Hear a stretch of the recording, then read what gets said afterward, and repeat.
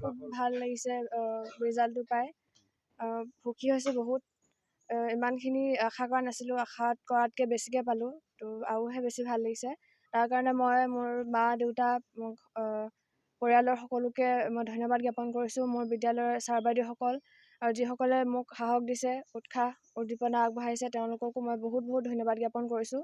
তেওঁলোকে মোক ইমানখিনি উৎসাহ নিদিয়া হ'লে চাগে আজি মই ইমানখিনিত উপনীত হ'ব নোৱাৰিলোঁহেঁতেন। ছাৰ বাইদেউসকলৰ অবিহনে ফলাফল ভাল হোৱাটো বা জীৱনত আগবাঢ়ি যোৱাটো সম্ভৱ হ'বই নোৱাৰে। তাৰ কাৰণে ধন্যবাদ। বিদ্যালয়খনৰ নাম কাকপথাৰ উচ্চ মাধ্যমিক বালিকা বিদ্যালয়।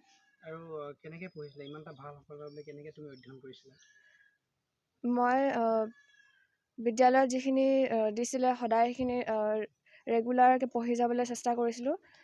প্ৰথম অৱস্থাত 4-5 ঘণ্টা এনেকৈ পঢ়োঁ আৰু বন্ধ থাকিলে 7-8 ঘণ্টা এনেকৈ পঢ়িবলৈ সময় পাওঁ। নতুন পৰিকল্পনা এতিয়া ক'ত পঢ়িম কিবা চিন্তা কৰিছা নেকি? তিনিচুকীয়া মহিলা মহাবিদ্যালয়ত পঢ়িম বুলি ভাবিছোঁ। কিমান নম্বৰ হোৱাতে গোটেই হেৰি পাইছিলা সেইটো? সৰ্বমুঠ 94%। লেটাৰ গোটেইকেইটা বিষয়তে আহিছে। কোনোবা ছাবজেক্ট টান পাইছিলা নেকি তুমি আগতে, আৰু যিটো সফলতা পালা কিবা ছাবজেক্ট টান পাইছিলা নেকি তুমি? ছাবজেক্ট টান বুলি তেনেকৈ পোৱা নাই, কিন্তু মানে প্ৰত্যেকটো বিষয়তে কিছুমান থাকি যায় নজনাখিনি, বাইদেউহঁতক সুধিবলৈ চেষ্টা কৰিছিলোঁ। কি ক'ব, কন্যা এটা ইমান ভাল সফলতা কেনেকুৱা লাগিছে? বহুত ভালেই লাগিছে। কিবা এতিয়া কন্যা এতিয়া ইমান এটা ভাল সফলতা কৰিলে, ক'ত পঢ়াম কিবা চিন্তা কৰিছে নেকি? তেনেকৈ চিন্তা এটা কৰি থকাটোৱে ভাবি আছোঁ আৰু তিনিচুকীয়া ওমেন্সত পঢ়িম বুলি কৈ থাকে। সেইটো সফল মাতৃ বুলিয়ে ক'ব লাগিব। সফল মাতৃ হিচাপে এনেকুৱা এটা ফলাফল পাইছে, কেনেকৈ কষ্ট কৰিছিলে ছোৱালীজনীক লৈ পেলাই পঢ়াৰ ক্ষেত্ৰত?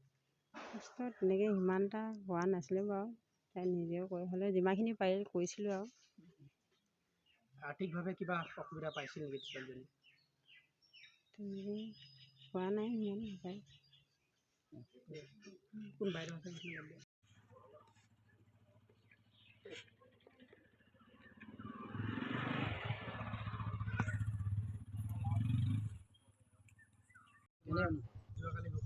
খুব ভাল লাগিছে ৰিজাল্টটো পাই।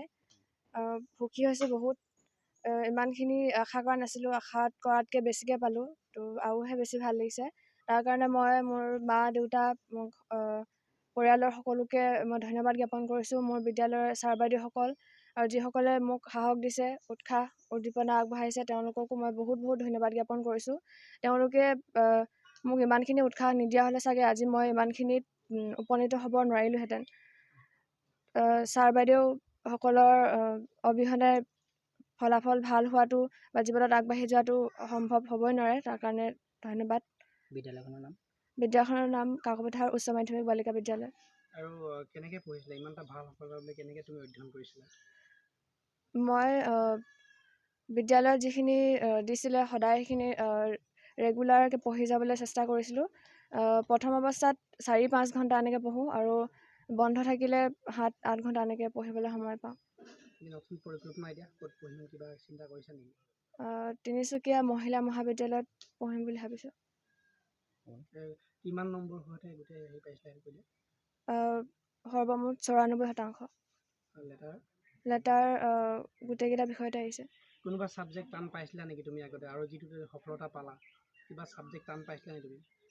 ছাবজেক্ট টান বুলি তেনেকৈ পোৱা নাই, কিন্তু মানে প্ৰত্যেকটো বিষয়তে কিছুমান থাকি যায় নজনাখিনি, বাইদেউহঁতক সুধিবলৈ চেষ্টা কৰিছিলোঁ।